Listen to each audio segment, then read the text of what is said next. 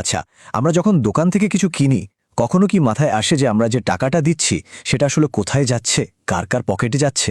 আজকে আমরা ডিএক্সএন এর মার্কেটিং প্ল্যানটা এমনভাবে ব্যবচ্ছেদ করব যে এর ভেতরের পুরো ব্যাপারটা একদম পরিষ্কার হয়ে যাবে।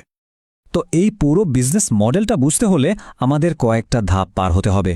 প্রথমে দেখব একটা 60% সমস্যা কি, তারপর এর লাভজনক অংশীদারিত্বের মডেলটা বুঝব, এরপর এমন 4টা টার্ম জানব যা খুবই জরুরি, আর সবশেষে ডায়মন্ড হওয়ার পথ এবং একজন উদ্যোক্তার কেমন মানসিকতা থাকা উচিত সেটাও দেখব। চলুন তাহলে শুরু করা যাক। তো আমাদের প্রথম বিষয়ে 60% সমস্যা, মানে আমাদের শপিং কার্টে এমন কিছু লুকানো খরচ আছে যা আমরা হয়তো খেয়ালই করি না। প্রশ্নটা খুব সহজ, তাই না? একটা পণ্য কিনলে সেই টাকাটা যায় কোথায়?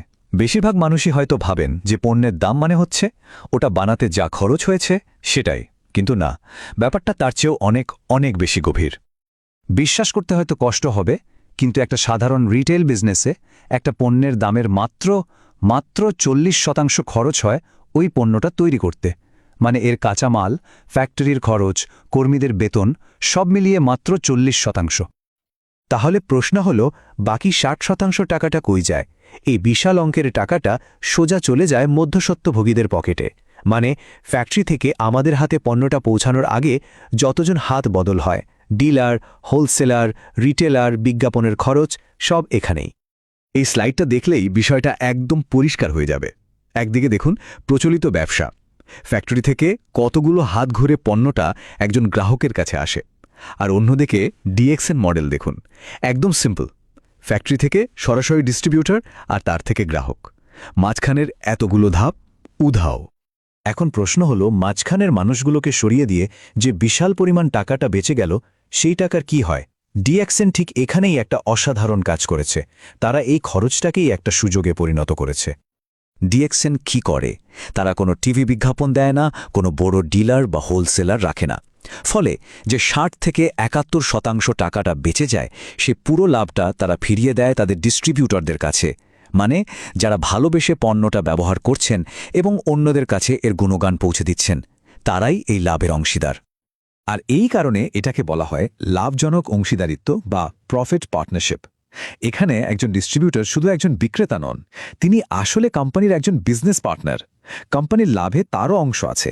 আর সবচেয়ে বড় কথা হলো, ফ্যাক্টরি চালানো বা পণ্য আমদানির মতো কোনোরকম ঝুঁকি ছাড়াই এই অংশীদারিত্ব পাওয়া যায়।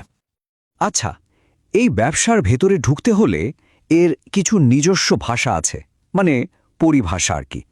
মাত্র 4টে টার্ম বুঝলেই পুরো হিসাবটা পরিষ্কার হয়ে যাবে। চলুন দেখে নিই সেগুলো কি কি। প্রথমটা হলো এমআরপি। এটা আমরা সবাই জানি, মানে ম্যাক্সিমাম রিটেল প্রাইস। যে কোনো পণ্যের প্যাকেটের গায়ে যে দামটা লেখা থাকে, যেটা দেখে সাধারণ ক্রেতারা কেনেন, সেটাই এমআরপি। এরপর আসছে ডিপি, মানে ডিস্ট্রিবিউটর প্রাইস। আর এটাই ডিএক্সএনের একটা দারুণ ব্যাপার।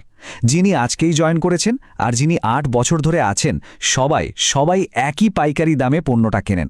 এখানে কোনো সিনিয়র জুনিয়র বা নতুন পুরনোর ভেদাভেদ নেই, সবার জন্য একই দাম। তৃতীয় টার্মটা হলো পিভি বা পয়েন্ট ভ্যালু। এটাকে অনেকটা গেমের পয়েন্টের মতো ভাবতে পারেন। প্রত্যেকটা পণ্যের সাথে কিছু পয়েন্ট যুক্ত থাকে। যখনই কোনো পণ্য কেনা বা বিক্রি হয়, এই পয়েন্টগুলো জমা হতে থাকে।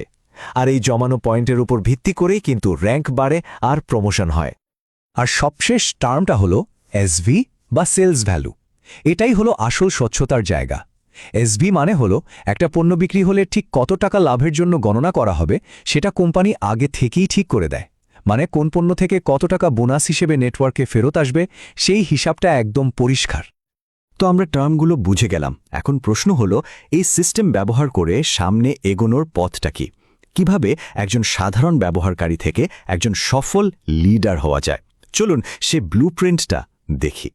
পথটা কিন্তু খুব পরিষ্কার আর সহজ। প্রথম ধাপ, নিজে একজন ভালো ব্যবহারকারী হওয়া, মানে পণ্যটা নিজে ব্যবহার করে এর গুণাগুণ বোঝা। দ্বিতীয় ধাপ, ধীরে ধীরে 58,500 পিভি অর্জন করে স্টার এজেন্ট হওয়া। আর তারপরের ধাপটা সবচেয়ে গুরুত্বপূর্ণ, নিজের মতো করে 6 জন মানুষকে স্টার এজেন্ট হতে সাহায্য করা। যখনই এই কাজটা হয়ে যাবে, তখনই একজন স্টার ডায়মন্ড হয়ে যাবেন। আর এই ব্যবসার মূল দর্শনটাই এই কথার মধ্যে লুকিয়ে আছে। এখানে নিজের সাফল্যের চাবিকাঠিটা হলো অন্যদের সাফল্য। মানে নিজের টিমের মানুষদের যত বেশি সফল হতে সাহায্য করা যাবে, নিজের সাফল্য তত দ্রুত আর বড় হবে। এটা একটা উইন উইন সিচুয়েশন। তো আমরা সিস্টেম বুঝলাম, পথও দেখলাম, কিন্তু এই সব কিছুকে বাস্তবে পরিণত করার জন্য সবচেয়ে জরুরি যে জিনিসটা সেটা হলো সঠিক মানসিকতা। এটা শুধু পণ্য বা পয়েন্টের খেলা নয়, এর চেয়েও অনেক বড় কিছু। বলা হয় এই সুযোগটা দুটো শক্তিশালী অস্ত্রের উপর দাঁড়িয়ে আছে। প্রথমটা হলো স্বাস্থ্য, কারণ সুস্বাস্থ্যই সব কিছুর ভিত্তি। আর দ্বিতীয়টা হলো সম্পদ, যা আমাদের জীবনে স্বাধীনতা এনে দেয় এবং অন্যদের পাশে দাঁড়ানোর সুযোগ করে দেয়। স্বাস্থ্য এবং সম্পদ, এই দুটো এখানে মূল ফোকাস।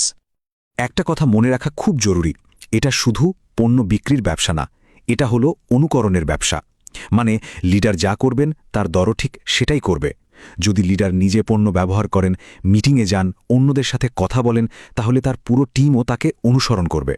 এখানে কাজ করে উদাহরণ তৈরি করতে হয়। প্রচলিত ব্যবসার সাথে এর পার্থক্যটা একবার ভাবুন। একটা দোকান খুলতে গেলে কত বিনিয়োগ, কত ঝুঁকি, দোকান ভাড়া, লোন, কর্মচারীর বেতন, আর ব্যবসার পরিধিও শুধু স্থানীয় এলাকার মধ্যে সীমাবদ্ধ। কিন্তু ডিএক্সএন ব্যবসায় বিনিয়োগ প্রায় নেই বললেই চলে, ঝুঁকিও খুব কম, আর ব্যবসার সুযোগটা সারা বিশ্বে ছড়িয়ে আছে। পুরো প্ল্যানটাকে যদি একটা প্রশ্নে নিয়ে আসা হয়, তাহলে প্রশ্নটা দাঁড়ায়, মাত্র 6 জন সঠিক মানুষ একজনের জীবনকে বদলে দিতে পারে। এখন ভাবার বিষয় হলো, সেই 6 জন মানুষ কারা হতে পারে? সেই 6 জনকে খুঁজে বের করে তাদের সাথে মিলে একটা নতুন সাফল্যের গল্প তৈরি করার মধ্যেই লুকিয়ে আছে এই পথের মূল চাবিকাঠি।